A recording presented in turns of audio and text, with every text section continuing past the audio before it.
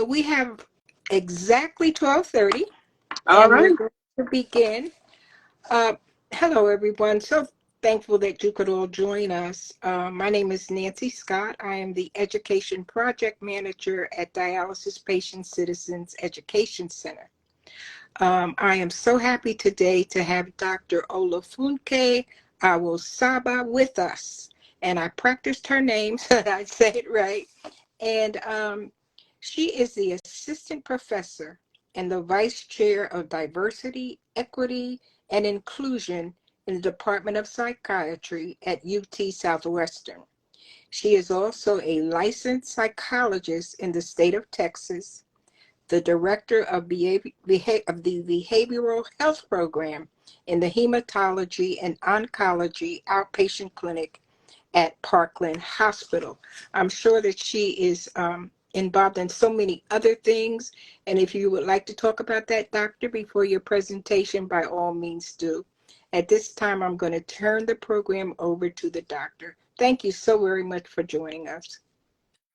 Thank you. Hello. Hello. Thank you, Nancy, for that introduction. And I won't bore you with all the different things that I'm involved in, but I just would say I'm committed on many fronts to different organizations and committee that are involved around mental health literacy, increasing that, especially among people of color. And so I'll just go straight into our conversation. I'm talking about navigating microaggressions as a patient, right? And this is when you're perceiving implicit bias coming through in your care. So first things first, let me kind of get straight cleared away what is implicit bias and kind of this conversation around microaggressions, just defining it before we get into it and how we navigate it. So implicit bias, let me just say that the mind is set up in such a way that it helps us to survive and to adapt to different situations, right? We need to make quick decisions in order to survive, and so it does that. It makes connections for us. We go through life, we go through different personal experiences, we receive different messages from our immediate network of people, as well as social media, you name it, right? We're constantly being inundated with messages. Well, our mind is picking up on these personal experiences and these messages, and it's putting two and two together. And it starts as soon as we come out the womb, right? So for a young child, that person may see mommy as caring. The young child may equate a barking dog to scary based on experiences and messages.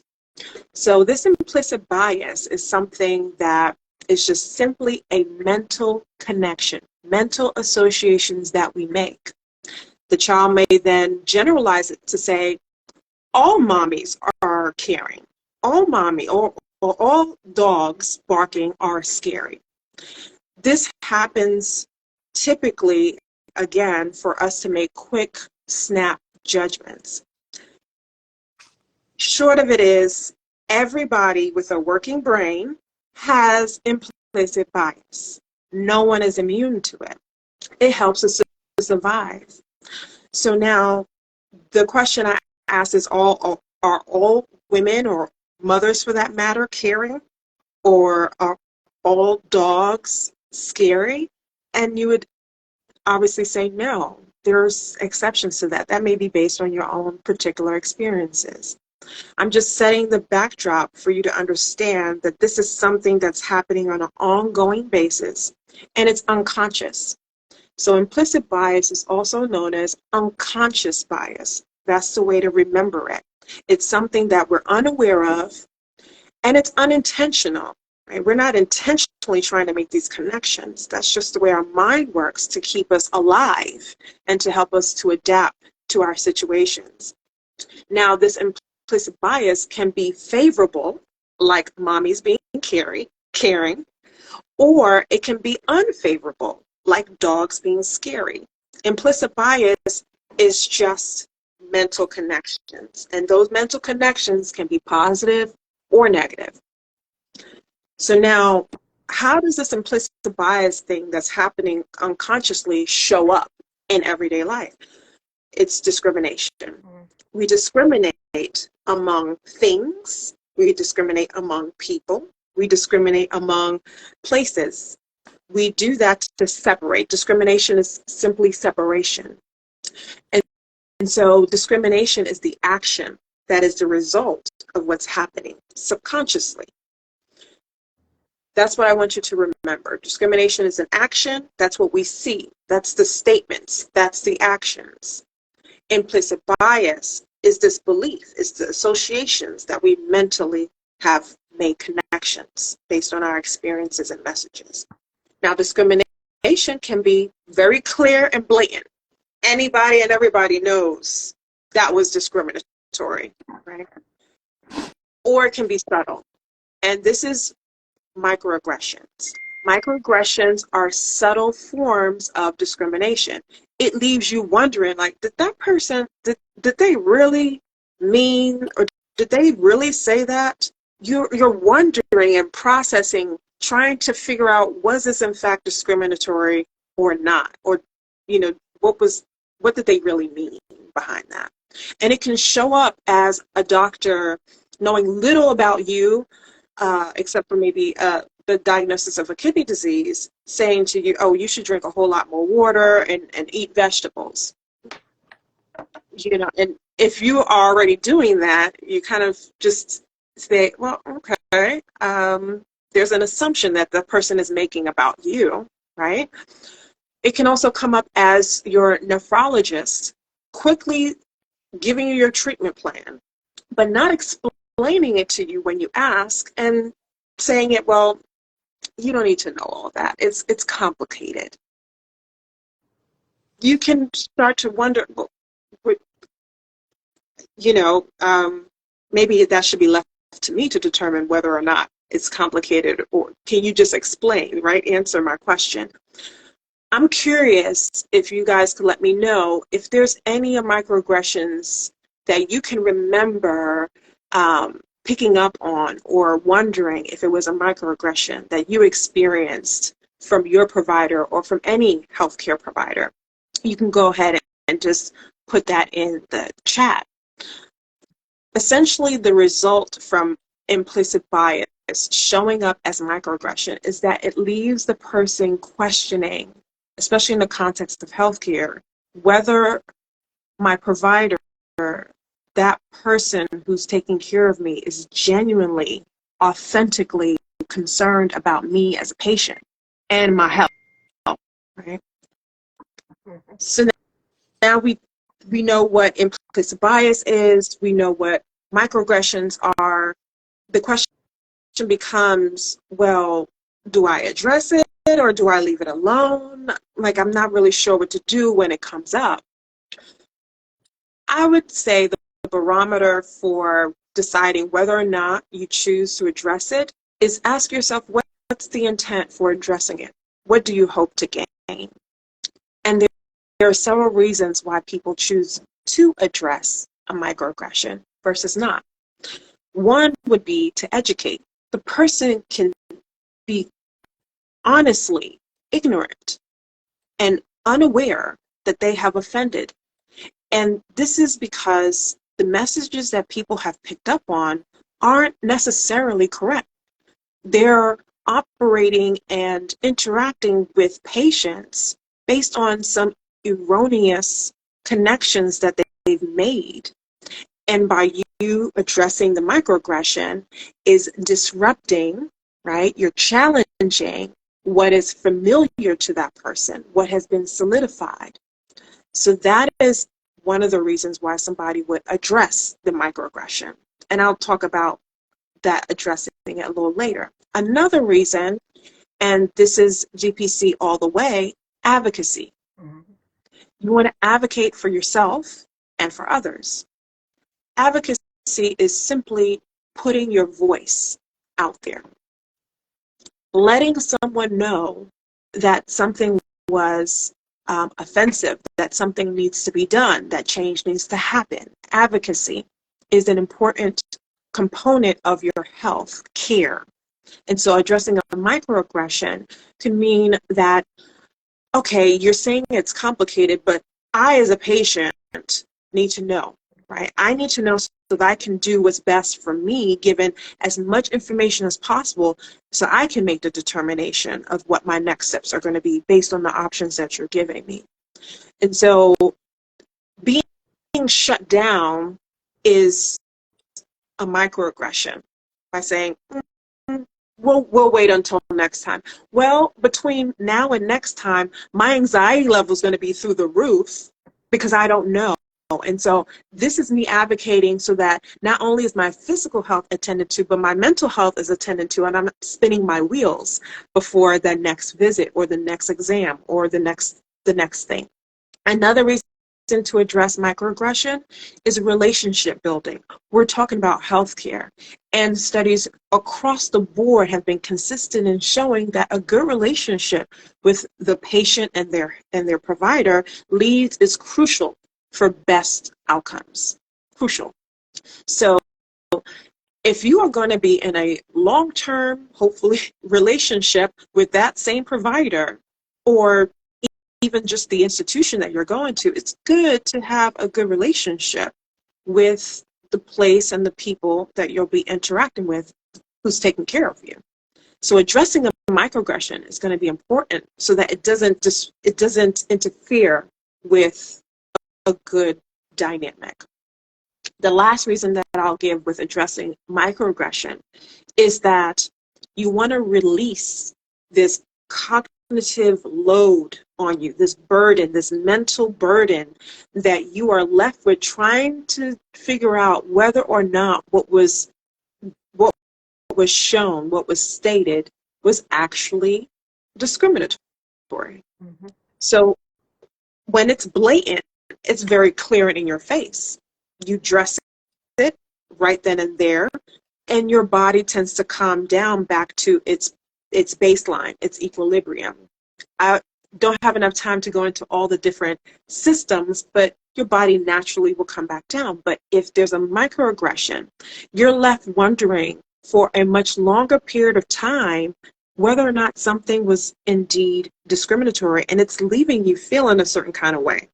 So these are reasons why people would address microaggressions. Leave it alone. Well, if you're not going to be around that person anymore and you don't care, then you may leave it alone. But there are costs to leaving it alone, as I mentioned. You don't want to have that mental exercise figuring out the person's intent. Okay, so I've been talking a lot about implicit bias, microaggressions, whether or not you should address it. Let's get into how. So I'll talk about two different approaches: individual approach and a systems approach. So for the individual approach, there are different strategies. One might be asking for clarification. When you experience a microaggression, immediately you're wondering, did I really hear? Was that really the case? State that I heard you say it's complicated. Can you explain what you mean by that? Right? Another way of saying is like, I'm not sure if I understand what you're really asking or what you're really saying, and have the person clarify. Another strategy with that individual approach is perspective taking, facilitating perspective taking. So for that provider who is giving you options or telling you, especially treatment plans and things of that nature or next steps, perspective taking is helping them shift their attention from you so that they can gain more empathy for your position. One example is to ask the provider, can you tell me a woman or a man in your life who you care a lot about? Maybe a mom, brother, right? Somebody like that. What advice would you give him or her if they were in my position? That's perspective taking, right? It's taking the provider outside of you and placing it on someone to build the empathy for your situation. One last one that I would say with the individual approach would be, there's a difference between somebody's intent versus the impact it had. Many times when people are confronted that the person that they're talking to experienced a microaggression from them, they say, oh, that wasn't, I didn't mean it that way. That wasn't my intent. Okay, I understand that, but the impact is what needs to be held accountable, because I did receive it a certain kind of way, right? And so one way of letting the person know that you know the difference, but you do want to address the microaggression, is by saying, I'm not sure what to make of your comment, but it made me feel uncomfortable. Or I know you didn't realize this, but when you said, or when you did whatever it was hurtful, or I felt a little slighted. And so you're acknowledging that ahead of time, that okay, your intent may not have been that, but I received it in a hurtful or a critical way, or something along those lines, right? So ask for clarification. What did you mean by that? Perspective taking. Take them into somebody else that they care about, and say, well, what would you tell them if they were in my shoes? And then separate the difference between the person's intent and the impact. You want to address the impact that it had. You want to acknowledge the intent, but you want to address the impact. So let me move in and end with the systems approach. So the systems approach is much larger than the individual approach, especially when those microaggressions are pervasive, they continue to happen, and or you've confronted them, but it was not resolved. So one approach on a systems level would be to address it to the hospital. Most, if not all, hospitals participate in Medicaid and Medicare programs. And any hospital that participates in those programs must have a patient grievance process.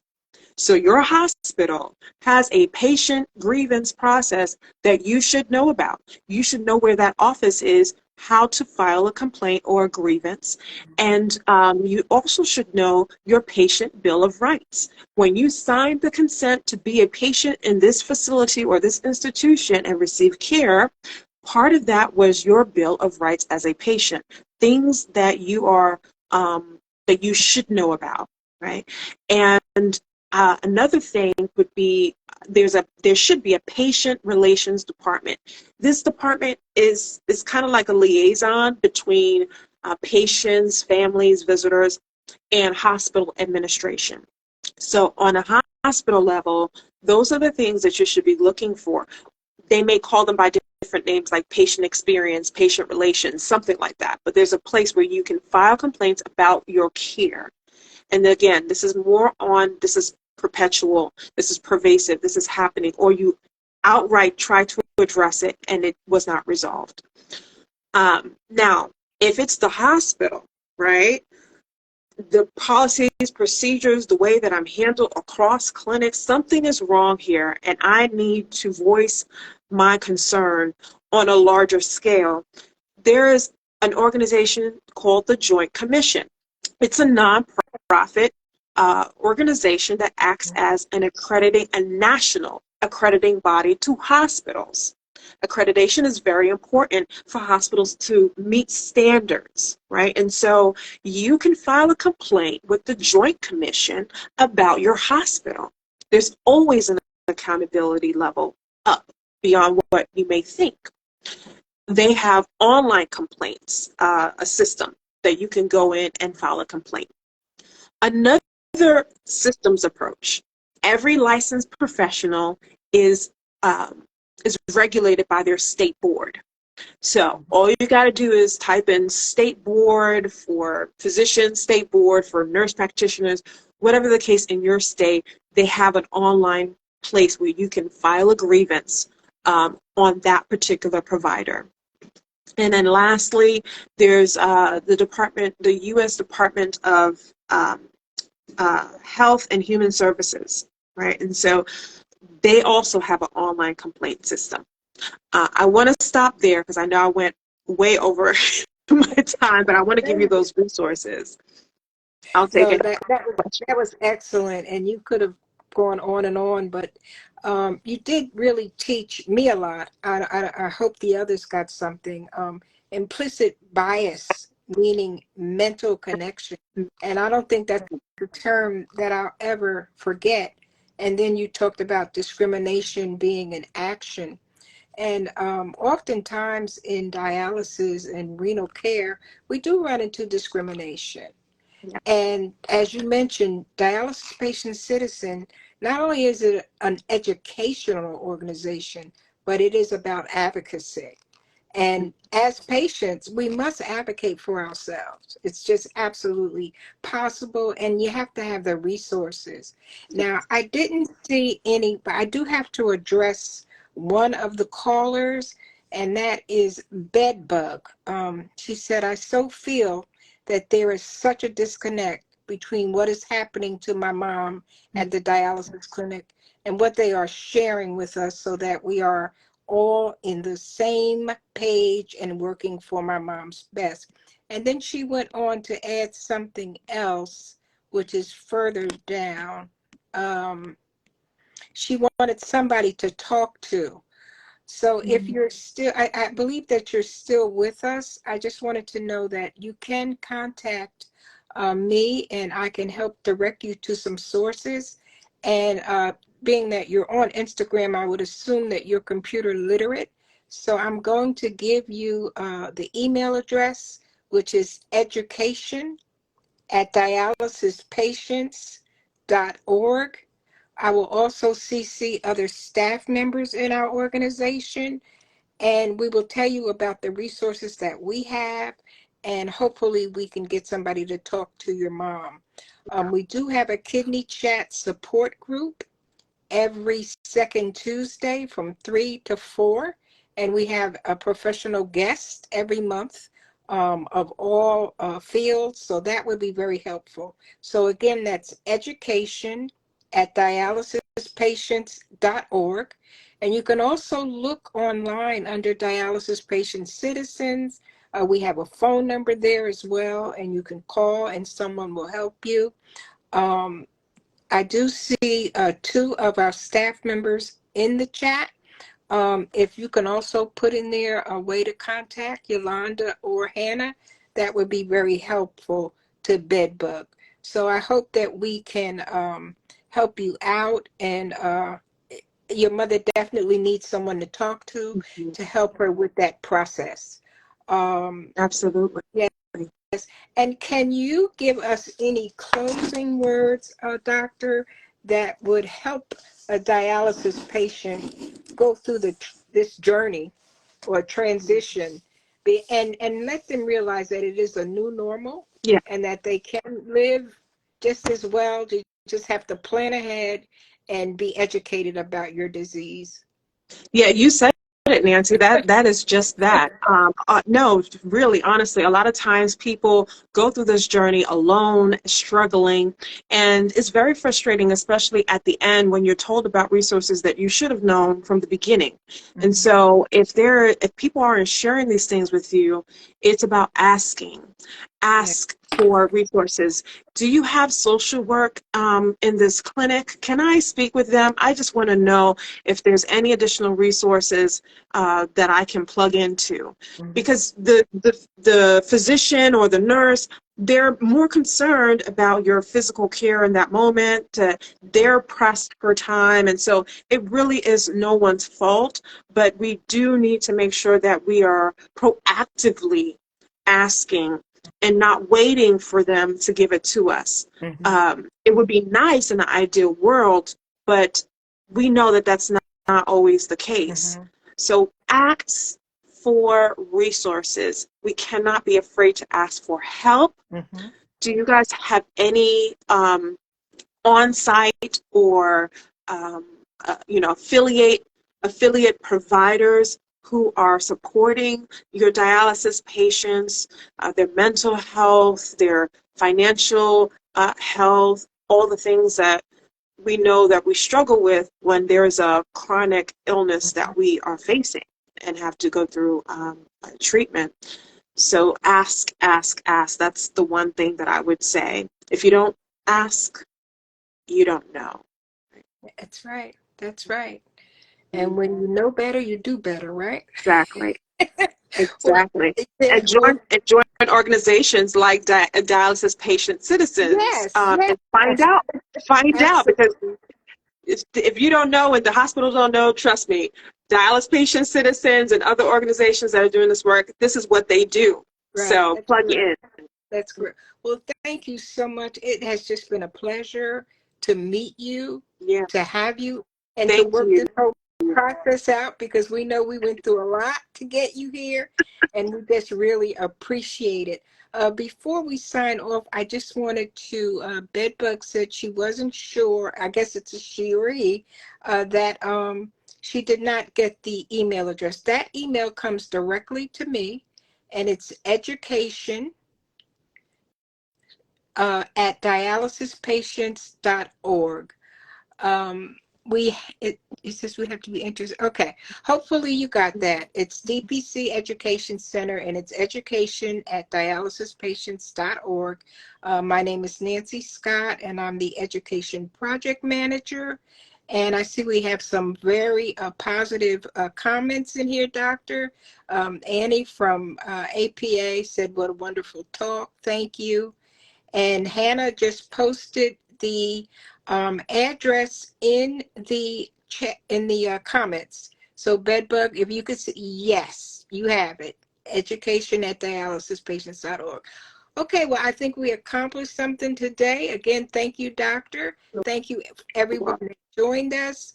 And hopefully we'll be having these on either Instagram or Facebook every month. So please make sure that you joined us. And thank you so much. And everybody, please enjoy the rest of your day and stay healthy. Thank you. Take care. All right. Bye-bye.